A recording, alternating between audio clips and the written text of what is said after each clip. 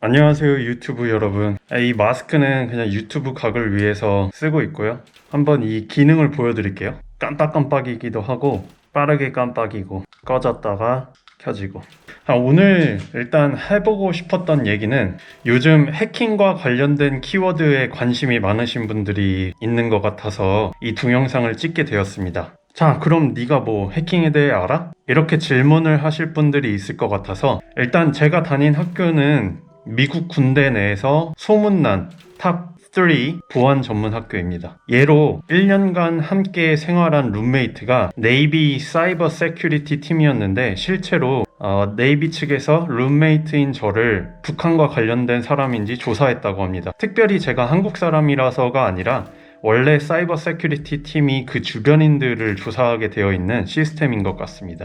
아무튼 저는 컴공과이지만 학교 커리큘럼상 네트워크 수업과 보안 수업을 무조건 이수해야 했기 때문에 포렌식, 그리고 뭐 보안, 네트워킹 이런 코스들을 배워서 어느 정도 지식이 있습니다. 그래서 오늘 공유드릴 키워드는 크게 세 가지인데요. 비밀번호, 그리고 핸드폰, 피싱입니다. 첫 번째로 비밀번호에 관련돼서 얘기를 할 텐데요. 혹시 이 사건을 기억하시는 분들 혹은 알고 계신 분들이 있을지 모르겠어요. F컴퍼니에서 비밀번호 그대로 저장 사건이 있었습니다. 그러니까 다른 곳에서도 발생할 수 있는 문제인데, 원래 그 데이터베이스에 비밀번호를 저장할 때는 인크립트를 해서 저장을 하거든요. 그러니까 암호화를 해서 비밀번호를 저장을 하기 때문에 그냥 셀렉트 문으로 비밀번호를 불렀을 때 그 유저가 비밀번호를 어떤 형태로 저장했는지 알 수가 없는 형태예요. 근데 이제 F사에서 비밀번호를 예를 들어서 1234면 1234 그대로 저장했었던 사건이 있었기 때문에 큰 이슈가 되었었습니다. 만약에 그때 당시 페이스북에 저장했던 비밀번호가 현재도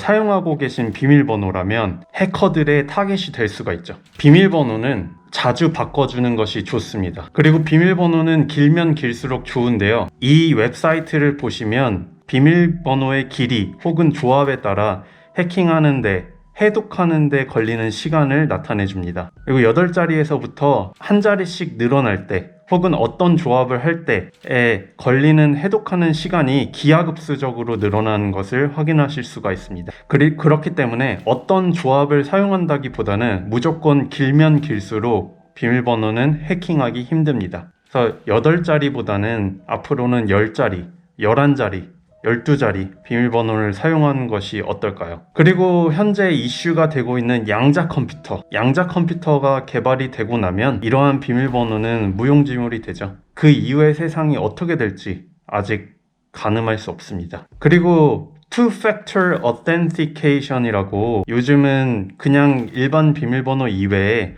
핸드폰 혹은 이메일식을 통해서 로그인을 할 수 있는 요즘 세상에서는 안전한 방법이라고 생각이 됩니다. 그 다음에 말씀드릴 두 번째 내용은 핸드폰인데요. 핸드폰에서 사진, 동영상 이런 것들을 완전 삭제하잖아요. 근데 그 사진과 동영상들을 복구할 수 있다면 어떨까요? 핸드폰 메모리에 접근 가능하다면 복원이 가능합니다. 특히 안드로이드가 취약하다고 생각이 되는데요. 포렌식을 하기 위해서는 특수한 장비가 필요하지만, 제가 3년 전에 안드로이드 파일 트랜스퍼를 사용해서 흔적들을 찾을 수 있었었는데요. 지금은 아이폰 X부터 계속 iOS 유저이기 때문에 지금 시도해 본 적은 없어요. 3년 전에 안드로이드 파일 트랜스퍼를 통해서 내가 완전 삭제한 파일들을 복구할 수 있었다. 핸드폰을 중고로 판매할 때 굉장히 조심해야 된다는 점 공유 드리고 싶었습니다. 그리고 세 번째는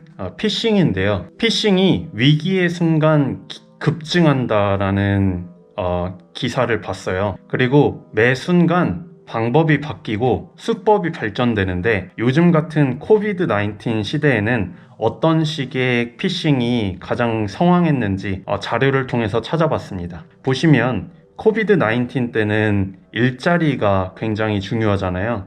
그래서 링크드인을 통해서 피싱이 이루어진 그런 자료를 볼 수가 있었습니다. 피싱을 크게 세 가지로 분류를 해볼게요. 일반적인 피싱과 스피어 피싱, 그리고 웨일링으로 나눌 수가 있습니다. 첫 번째, 그냥 일반적인 피싱은 대다수를 통해서 이메일을 보내거나 핸드폰 메시지, 그리고 전화, 그리고 채팅을 통해서 링크를 클릭하게 한다거나 가상 웹사이트를 개설해서 그 웹사이트를 통해서 개인정보를 입력하게 한다거나 혹은 프로그램을 다운로드 받게 하는 그런 식의 피싱이라고 볼 수 있는데, 형태는 계속 늘어나고 있고 다양한 식으로 발전해 가고 있기 때문에 어떤 식으로든 내가 모르는 사람이 보낸 링크 혹은 프로그램을 다운로드 받아야 할 때는 주의를 해야 합니다.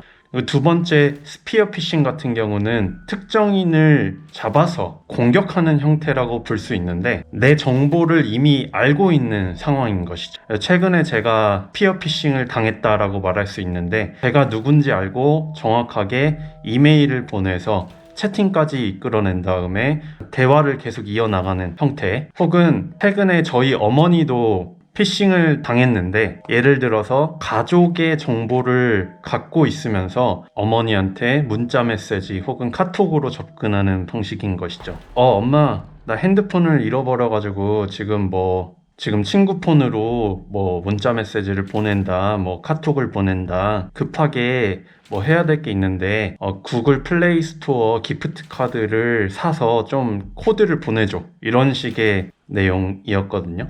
저희 어머니는 그냥 아무 의심 없이 90만 원어치 구글 플레이 스토어 기프트 카드를 산 다음에 그걸 보내려고 하는데 뭔가 순간 꺼림칙한 느낌이 들었대요. 그래서 이제 가족과 연락해서 알아본 결과 전혀 모르는 사람이 그런 메시지를 보냈던 사건이 있었습니다. 특히 저희 나라에서 성황하는 보이스 피싱 같은 경우 스피어 피싱이라고 볼 수 있어요. 그 특정인이 누구인지 정확히 알고 있으면서 전화를 걸어서 협박을 한다든지 어떤 특수기관을 사칭하면서 돈을 요구한다든지 이러한 경우인 것이죠. 그리고 세 번째로 웨일링이라고 있는데, 이 웨일링 같은 경우는 고래를 잡는다, 그래서 CEO 혹은 그 이상의 사장, 그런 큰 인물들에 대한 정보 수집을 굉장히 많은 시간 동안 합니다. 정보 수집에 굉장히 많은 시간을 투자하는 피싱의 개념인데, 정말 영화에서 보던 그런 일 있잖아요. 그 사람의 컴퓨터 정보를 빼돌린다거나 핸드폰을 복사한다거나 아니면 그 사람만 아는 정보를 빼돌리는 특수한 작업을 한다고 합니다. 그렇게 특수한 정보를 빼돌리고 났을 때 그 고래를 협박할 수 있는 기회를 포착하는 것이죠. 그래서 크게 알아야 될 것들을 압축해서 설명드린 것 같은데, 앞으로도 관련 내용에 대해 소개할 예정이에요. 해킹의 디테일한 내용을 전하기에는 악용의 소지가 다분하기 때문에 충분히 고려를 한 다음에 공개할 수 있는 수준에서 영상을 만들어 보겠습니다. 시청해주셔서 감사합니다. 안녕.